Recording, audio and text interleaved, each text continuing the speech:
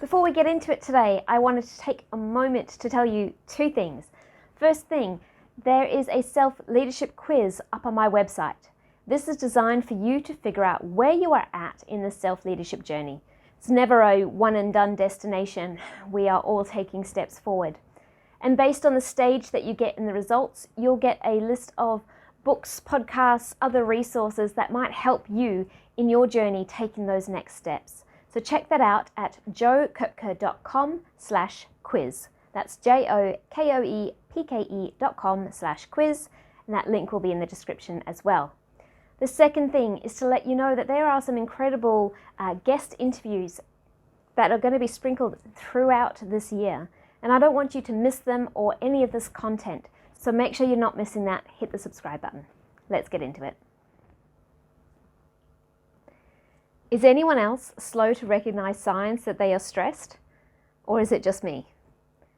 I have been going through my days conscious that I am juggling many demands, but unconscious of the full impact that this has been having on my mind and body.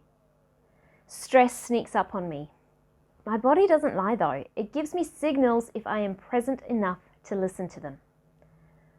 I started to notice that I was having trouble falling asleep and waking in the night without the usual daughter interference.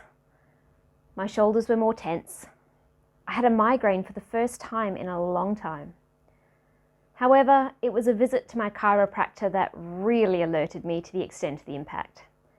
She had to do a diaphragm and jaw release. Ow. For the first time in a very long time. I haven't been breathing in my usual patterns and have been clenching my jaw. Maybe you can relate to some of these physical signs of stress. Then I reflected on the signs of mental overload in the past few weeks. The pull towards my favourite distraction vices. I'm looking at you, Netflix, games and books.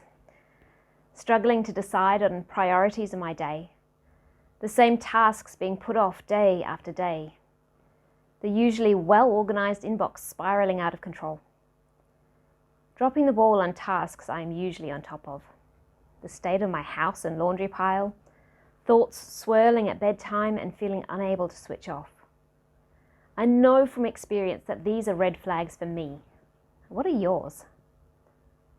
I have a choice. I can keep pushing forward and ignore what my body and mind is telling me, or I can stop and make changes. In the past, I've taken the route of ignoring the stress and trying to muscle my way past. Guess how that option ends. It is never beneficial.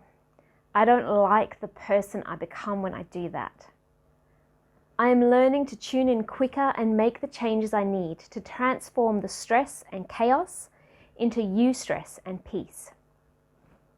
Definition of eustress: a positive form of stress having a beneficial effect on health, motivation, performance, and emotional well-being. And that's from the Merriam-Webster Dictionary. I started with some general stress management tools to release tension. Things like journaling, praying, swimming, regular breathing exercises, daily pause app, calming music, essential oil blends. These tools help, but I find they don't provide a full solution. It has to go deeper than that and transform the root of the issue. I remembered the questions that I have taught to others to use to turn distress into eustress. Seems like a good time to practice what I teach. The first is, what am I really capable of? And this first question stems from the knowledge that we drastically underestimate what we are capable of frequently. And this boils down to the language that I am using to myself, the labels I am assigning, and the disempowering perception I am focused on. My answer? Joe, you are capable of so much more than you are giving yourself credit for in this moment. You can take this next step forward. You are not in this alone and have an incredible bunch of people to call on for help. You are equipped to lead. I have some more specifics related to particular situations too. The second, what does this make possible? My default is to see the negative aspects in any situation, and I'm training my brain to turn around and hunt for opportunities that lie within each circumstances I am facing. There's something about this question that flicks my thinking into creative mode. Now, not all of the ideas generated are helpful, but the very process of stirring them up often leads to a new solution or steps forward. My answers to this question are highly specific to each situation, with many things not for public viewing. I'll give one example though. My daughter walking herself to school, which is an anxiety trigger for me, makes it possible for me to have 15 minutes to listen to a book or a podcast while doing my paint by number in the morning. This sets up my headspace for the day.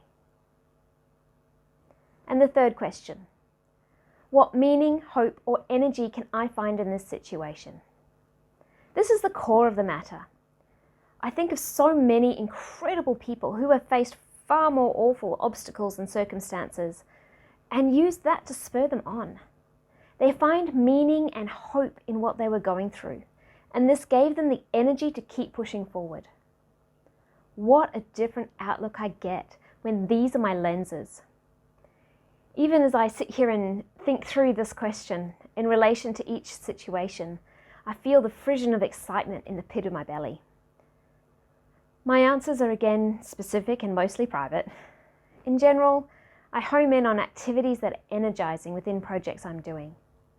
I use deadlines to focus that energy to get the tasks done.